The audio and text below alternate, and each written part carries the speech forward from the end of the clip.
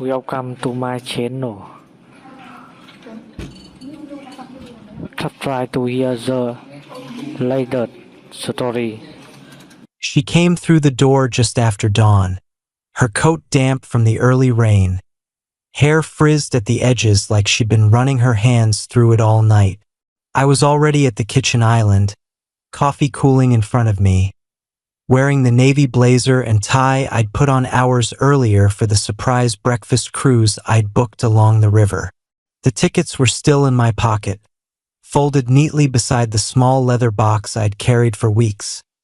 She dropped her bag on the bench with a thud that felt louder than it should have. "Hey," she said, voice scratchy, avoiding my eyes. "You're up early." I didn't answer right away. I just watched her toe off her shoes, one then the other, the way she always did when she thought she could slip back into the rhythm of us without explanation. The apartment smelled faintly of the citrus candle I'd lit last night while waiting, now burned low and cold on the counter. When she finally looked up, she saw the table behind me. White linen cloth, the little vase of ranunculus I'd picked up yesterday, 2 champagne flutes still wrapped in tissue from the store. Her face shifted, something between recognition and dread. "Alex," she started, softer now, "before you say anything, it was our 4th anniversary, Lauren," I said. My voice came out even, almost gentle. "The boat left at 7. She closed her eyes for a second, like that might make the scene disappear. "I know. I'm sorry. I lost track of time." I nodded, took a slow sip of coffee. Tasted bitter. "Where were you?" She exhaled, leaning against the doorframe. "With Connor. He called around 9, completely falling apart. Said he couldn't breathe, that everything was closing in. I couldn't leave him like that." Connor, her college boyfriend, the one who wrote songs no one ever recorded, who still lived in the same cramped loft downtown, who texted her whenever the world felt too heavy for his shoulders. For years I'd been the steady one, the architect who designed load-bearing futures while he designed excuses. "So you went to him," I said. "He needed someone, Alex. He was scaring me." She rubbed her arms like she was cold. "We just talked. He calmed down eventually. I crashed on his couch. That's all." I set the mug down carefully. The faint scent drifting from her wasn't the sterile coffee shop air of someone who'd spent the night consoling a friend in crisis. It was warm skin, cedar soap, and something faintly sweet, like the bourbon he always kept on the shelf above his records. "You smell like him," I said, her shoulders stiffened. "We had one drink after he stopped shaking. It helped. Nothing happened."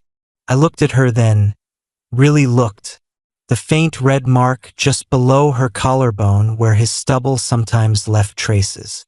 The way her lips were slightly swollen. The guilt she was trying so hard to dress up as exhaustion. "You missed the cruise," I said. "The one I planned for months. The one I told you about a dozen times." "I know." Her voice cracked. "I feel awful. But if I'd ignored him, and something had happened, would you have called an ambulance?" She blinked. "What?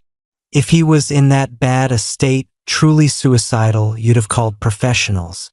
Not driven across the city to hold his hand yourself." She opened her mouth, closed it. "He didn't need strangers. He needed someone who knows him, someone who still loves him," I thought. The realization settled in my chest like cold stone. "You keep choosing to be the person he calls when he's drowning," I said, "and I keep being the person who waits on dry land. That's not fair." "Maybe not." I stood, smoothed my tie. "But it's true." She watched me cross the room, panic creeping into her eyes. "Alex, please don't do this. Don't shut down." I walked past her down the hall to our bedroom. She followed, footsteps quick. What are you doing? I pulled the weekender bag from the closet shelf, set it on the bed, unzipped it. She laughed, but it came out shaky. You're packing. Seriously? Because I helped someone who was suffering. I opened the dresser, took out shirts, folded them with the same precision I used on blueprints. Stop, she said, voice rising. Talk to me. I moved to the nightstand, reached into the back corner where I'd hidden the small leather box months ago. I'd chosen the ring in person, flown to Antwerp for the stone, had it set in matte white gold because she once said yellow gold felt too traditional. I'd pictured giving it to her on the deck of the boat at sunrise, the city lights still glittering behind us. I turned. She was in the doorway, arms crossed tight, ready to argue. Then her gaze dropped to my hand. The color drained from her face so fast I thought she might faint. Her arms fell to her sides. Alex, she whispered. Is that? Were you going to? I didn't open the box.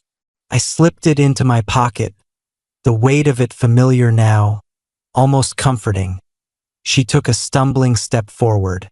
Oh my God, last night, you were going to propose. I zipped the bag. No, she said louder. No, wait, if I'd known. That's the thing, I said quietly. You shouldn't have needed to know. I lifted the bag, slung the strap over my shoulder. She moved to block the doorway, eyes shining with sudden tears. Please, we can still go tonight. Or tomorrow. I'll make it up to you. I'll call Connor right now and tell him never to contact me again. I swear. I looked at her for a long moment. You still don't get it. This isn't about punishing you. It's about protecting me. I stepped around her. She grabbed my sleeve. I love you, she said, voice breaking. We've built something real. You can't throw it away. I gently pulled free. I'm not throwing anything away. I'm walking away from something that was already breaking. She followed me down the hall, pleading now, voice climbing with every step. I opened the front door, stepped into the hallway, and closed it softly behind me. The lock clicked. Her muffled sob came through the wood, but I kept walking. The first few days were a storm of messages.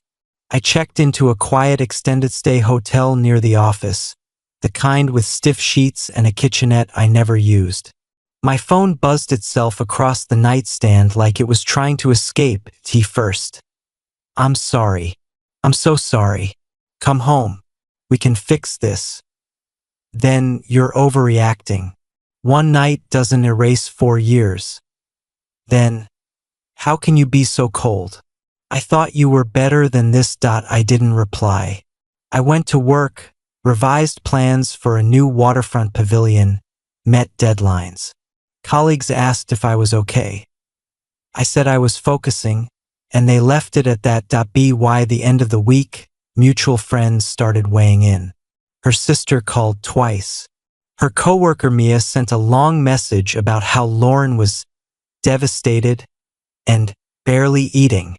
I read them, then archived the threads. 3 weeks later, I returned to the apartment on a Thursday afternoon when I knew she'd be at work. The place looked abandoned in slow motion. Dishes piled in the sink, mail scattered on the counter, a half-empty wine glass on the coffee table with lipstick on the rim. I packed the rest of my books, my drafting tools, the cast iron pan my mom gave me when I moved out. As I carried the last box to the elevator, the neighbor from across the hall poked his head out. Hey man, haven't seen you in a while. Everything okay? We broke up, I said. He nodded slowly. Figured. That guy with the motorcycle's been around a lot. Loud revving at 2 a.m. Thought about complaining. But, Connor, of course. Do it, I said. I'm off the lease next week. Word filtered back over the following months the way it always does. Friends who still overlapped in both circles couldn't help themselves after a few drinks. She'd tried to make it work with him once I was gone. Thought maybe without me in the picture, they could finally be something. But he didn't want steady. He wanted a place to land between gigs, someone to listen to new tracks at 3 a.m., someone to spot him rent when bookings dried up. Within weeks, he was staying over most nights. Within 2 months, he'd moved half his recording equipment into her living room. When she asked him to chip in or at least clean up, he told her she was killing the vibe. She apparently discovered him with someone else, a sound engineer he'd met at an open mic. When she came home early from a work trip, the irony wasn't lost on anyone who heard the story secondhand. 5 months later, I was at an art supply store downtown, picking up new pens and a roll of tracing paper. I'd taken up sketching again, something I hadn't done since grad school. I was testing a marker when I felt someone watching.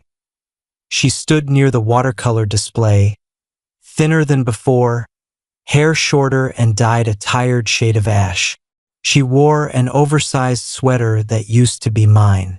When our eyes met, she froze. I gave a small nod, polite, distant. She walked over slowly. Hi. You look. She searched for the word. Good. Really good. Thanks. She glanced at the basket in my hand, the leather jacket I wore now instead of blazers every day.